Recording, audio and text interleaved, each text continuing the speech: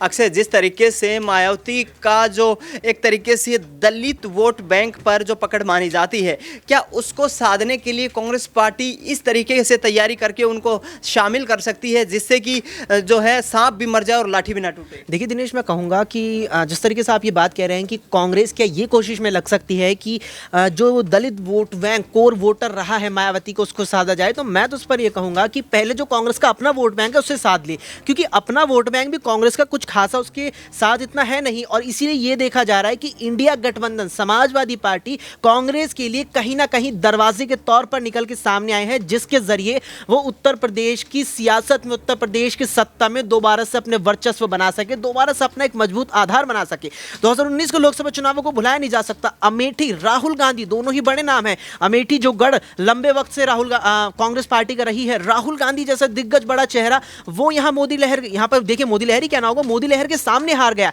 तो आप इस बात से अंदाजा लगा सकते हैं कि महज बहुत ही मुश्किल से कांग्रेस 2019 के लोकसभा चुनावों में यहाँ रायबरेली की सीट बचा पाई थी, और अब तो कहीं ना कहीं मुझे लगता है उस पर भी खतरा मंडरा रहा है। लेकिन अक्सर यहाँ पर जो कहा जा रहा है कांग्रेस पार्टी के तमाम नेताओं की तरफ से कि भाई हमारा जो वोट परसेंट है वो बीजेपी से महज 1.5 से 2% कम है, तो ऐसे में क्या मायावती के पास जो 16-17% वोट बैंक है उसके आ जाने से इनकी स्थिति में इतना सुधार नहीं आ जाएगा, और क्या भाजपा के लिए मुश्किलें खड़ी नहीं हो जाएंगी? देखिए, वोट बैंक का जो गणित आपने बताया, इसमें मैं कांग्रेस को वाकई में अभी भी इतर रखना चाहूंगा, लेकिन मायावती का आपने जिक्र किया तो यहाँ ये बात जरूर है कि मायावती अगर साथ आ जाती है तो बीजेपी को झटका लग सकता है। इस बात का अंदाजा आप इस चीज से लगाइए कि 2014 के लोकसभा चुनावों में जब भारतीय जनता पार्टी ने 71 सीटें सूबे की 80 में से जीती थी, तो उस वक्त बीजेपी को उत्तर प्रदेश में करीब 42% वोट शेयर हासिल हुआ था। वहीं अगर आप समाजवादी पार्टी को देखेंगे, उस साल करीब 21% वोट शेयर हासिल हुआ था, और बसपा को 19%, यानी कि बसपा और सपा का जो वोट शेयर था वो मिलाकर के करीब 40% था 2014 में,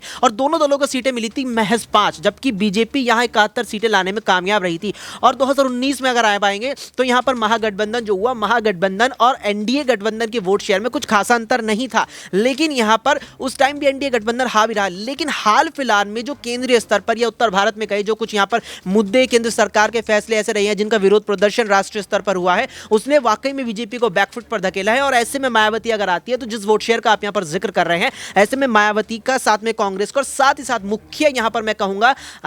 अखिलेश यादव समाजवादी पार्टी, यानी तीनों रूप से मुख्य रूप से इन तीनों दलों को जो वोट शेयर है अगर वो एकजुट होता है तो निश्चित तौर पर ये बीजेपी के लिए मुसीबतें खड़ी कर सकता है। बिल्कुल, यहाँ पर भारतीय जनता पार्टी के लिए मुश्किलें खड़ी हो सकती हैं, क्योंकि दलित वोट बैंक की मसीहा मानी जाती हैं मायावती, और मायावती के साथ आने से कहीं ना कहीं ये पूरा जो गठबंधन है इसकी स्थिति में काफ़ी सुधार आ